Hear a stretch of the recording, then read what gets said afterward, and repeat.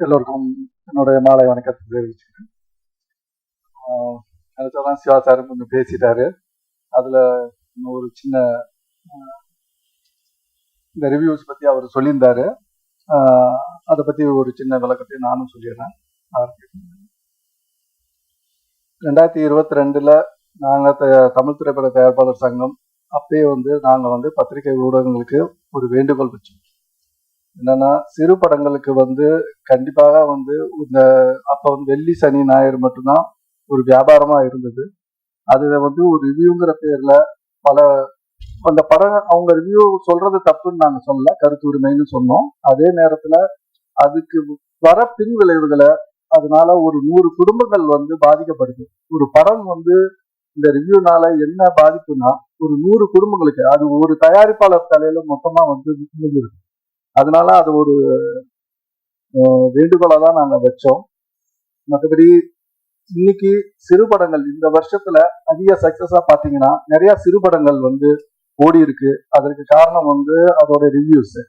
அந்த ரிவ்யூனால படங்களை ஓட வச்சிருக்கவும் முடியுது. இந்த வருஷம் தமிழ் திரைப்படம் அதிக வியாபாரங்கள். இப்போ வியாபாரங்கள் அவர் சொன்ன மாதிரி தியேட்டரை நம்பி வர்றதை நாங்க அன்னையிலேருந்து சொல்லிட்டே தான் இருக்கிறோம். தியேட்டரை நம்பி தான் ஓடிடிங்கிறது அடிஷனல் பிசினஸ். அதை நம்பி படம் எடுத்தா நம்ம மாட்டிப்போம். ஏன்னா காலங்கள்ல ஓடிடியும் டவுன் ஆகும்போது மாட்டிப்போம்ன்றதுனால திரையரங்க நம்பி படம் எடுங்க அப்படின்னு எல்லா தயாரிப்பாளர்களுக்கும் நாங்க சொல்லிட்டு இருந்தோம்.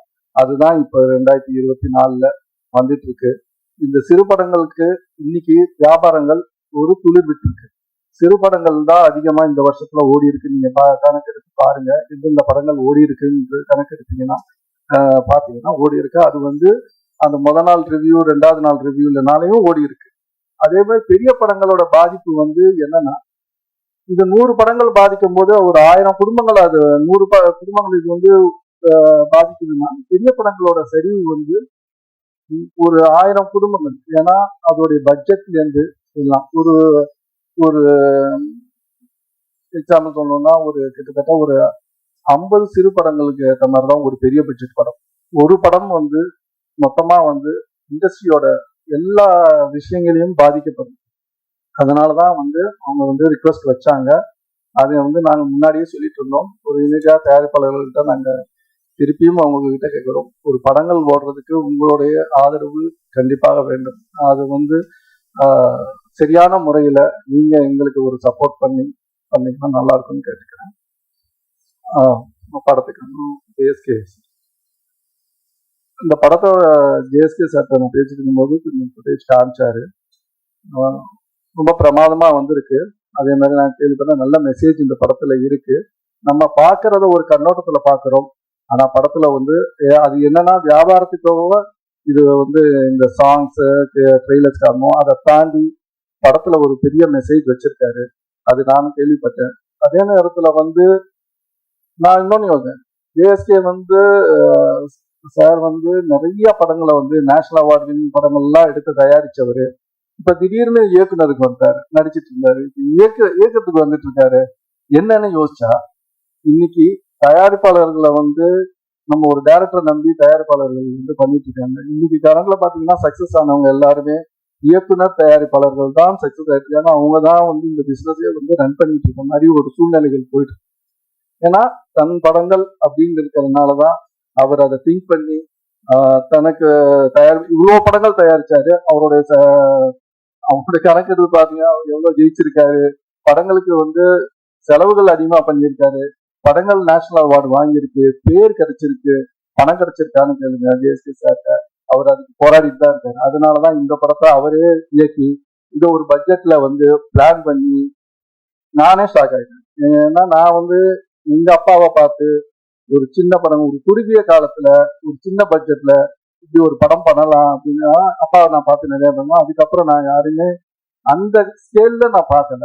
காலங்கள் மாறுது, பட்ஜெட்டுக்கு ஏற்ற மாதிரி படங்கள் எல்லாமே மாத்திருந்தா அந்த ஸ்கேல்ல ஒரு டைரக்டரா நான் பார்க்கல. ஜேஎஸ்கே சாரை இந்த ஒரு குறிப்பிட்ட நாள்ல பட்ஜெட்ல இன்னைக்கு காலகட்டத்துல எடுக்க முடியும்னா அவர் ஜேஎஸ்கே இதுல இந்த படத்துல பண்ணி காமிச்சிருக்காரு.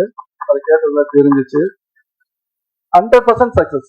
இது இதுல இந்த மாற்றமே கிடையாது. ஏன்னா இந்த படத்துடைய உண்மை நிலவரம் அவருக்கு தெரியும். இதை எப்படி வியாபாரம் பண்றதும் அவருக்கு தெரியும். அவர் பல துறைகள்ல இருக்காரு. இதை வந்து ப்ராப்பரா இதை வந்து ஒரு எக்ஸிக்யூட் பண்றாரு. ஆர் உதயகுமார்லாம் சார்லாம் பேசிட்டு இருந்தாரு, இயக்குனர் சங்கத்துல மெம்பர் ஆயிடுங்கன்னு. கண்டிப்பா ஆயிட்டு எப்படி பட்ஜெட்ல படம் பண்ணணும்னு நீங்க சொல்லுங்க சார். அதை அவர் போயிட்டாரு, இருக்கும்போது சொல்லணும்னு நினைச்சேன். அதே மாதிரி இதுல நடிச்ச ஸ்டார்ஸ் ரொம்ப கோஆபரேட் பண்ணியிருக்காங்க. ஏன்னா இந்த காலகட்டத்தில் அவர் இயக்க முடியும், டீம் எல்லாமே இருந்தாலும் ஆர்டிஸ்ட் வந்து கோஆபரேட் பண்ணணும். இதுல வந்து நல்லா எல்லா ஆர்டிஸ்டும் கோஆபரேட் பண்ணியிருக்காங்க, நல்லா பண்ணியிருக்காங்க. எல்லாருமே சொல்லிட்டாங்க, பாராட்டினாங்க. இவங்க எல்லாருமே ஆல்ரெடி நிறைய படங்கள் பண்ணியிருக்காங்க.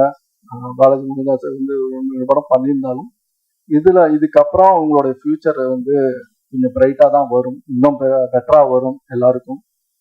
இந்த ஹோல் டீமுக்கும் என்னோட தெரிவிச்சுக்கிறேன்.